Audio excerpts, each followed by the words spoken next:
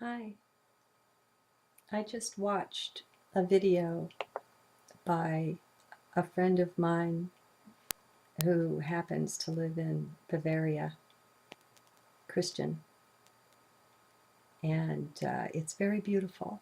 This is a response to it. I'll try not to cry, Christian, but my heart is deeply touched. Um, it was a journey through an art work that he painted called The Way to Shangri-La. And he's in the midst of some of the deepest pain and sorrow that can come into a life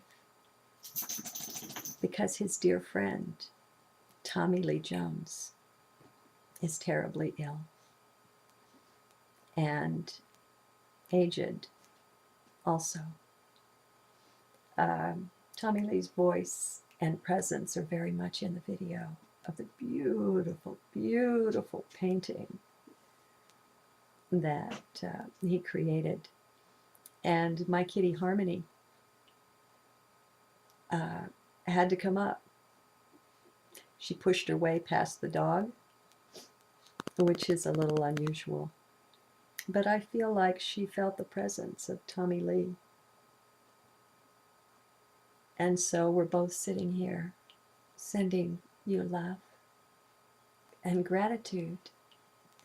Um, you can't make a beautiful painting like that without a beautiful soul. There's a glory in the painting and a magic that's just so beautiful.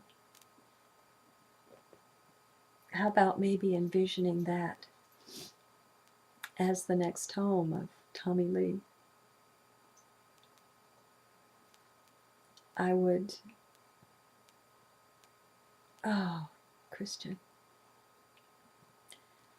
um,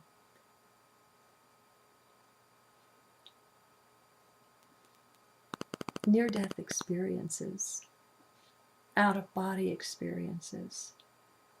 There are occasions when we get a foretaste of what it's like to leave our form behind. We're really not that. We're really not the body. Not at all. I like the vision that David Icke had. And it'll maybe seem a little plastic to you now in your deep emotional state. But he said he saw,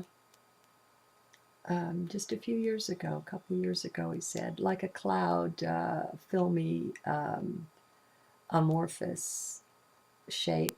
And he knew that that was consciousness. That's what that was. And then in the midst of it, he saw an eye appear, just one eye. And then pretty soon out of the cloud came a telescope. And the eye began looking into the telescope, which was trained on the earth. And it began seeing what was happening on earth and the life here. And he said he instantly realized that the telescope was the body that we wear as consciousness in order to perceive down into and have a presence in 3D. And so that when the body dies, it's no more than setting down the telescope.